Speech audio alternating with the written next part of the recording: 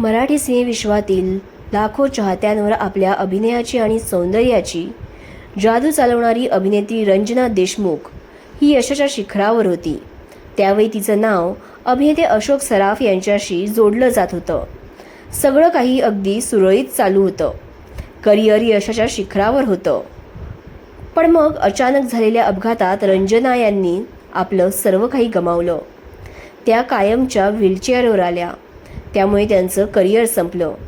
याच दरम्यान अशोक सराफ यांच्याशी असलेलं त्यांचं नातंही तुटलं आणि मग अशोक सराफ यांनी निवेदिता यांच्यासोबत लग्नगाठ बांधली।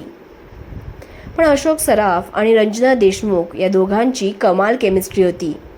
या दोघांनी अनेक सिनेमांमध्ये एकत्र काम केलंय। मात्र रंजना यांच्या पडत्या काळात अशोक सराफ यांनी त्यांना एकटं सोडलं।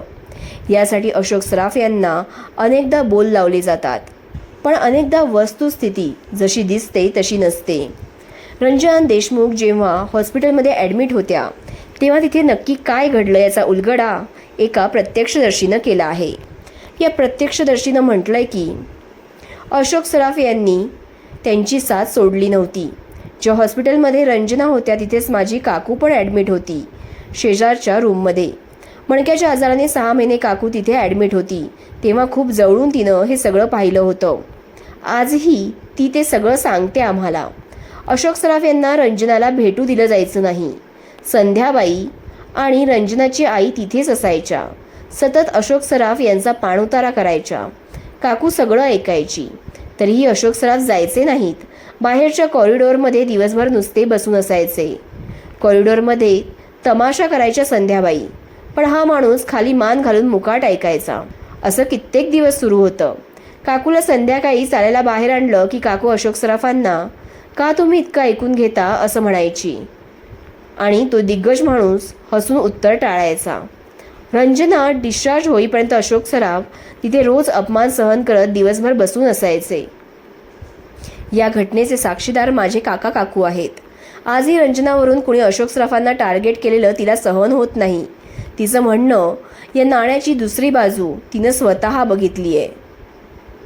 असो, आता सत्य परिस्थिती काय होती हे अशोक सराफच सांगू शकतील। पण अशोक सराफ यांच्यावर कितीही टीका झाली तरी त्यांनी आजवर कधीही रंजनाबद्दल एक चुकीचा शब्दही उच्चारला नाही किंवा त्यांच्यावर कोणतेही आरोप केले नाहीत। अशोक सराफ आणि रंजना देशमुख यांच्या कामाबद्दल बोलायचं झालं तर या दोघांनी एकत्र एक डाव भूताचा, बिनकामाचा नवरा, सुशीला, गोंधळात गोंधळ, सुरावरची पोळी, सासू वरचढ जावई, जखमी वाघीण, खिचडी, हळदी कुंकू, बायको असावी अशी, नागिन, दुनिया करी सलाम, कशाला उद्याची बात, सावित्री यांसारख्या अनेक चित्रपटात काम केलंय आणि मोठा पडदा गाजवला आहे। तर मग तुम्हालाही अशोक सराफ आणि रंजना यांची जोडी आवडायची का? मला या प्रकरणावर काय वाटतं हे कमेंटमध्ये आवर्जून सांगा आणि SB मराठी एंटरटेनमेंट चॅनलला लाईक, शेअर आणि सबस्क्राईब करा।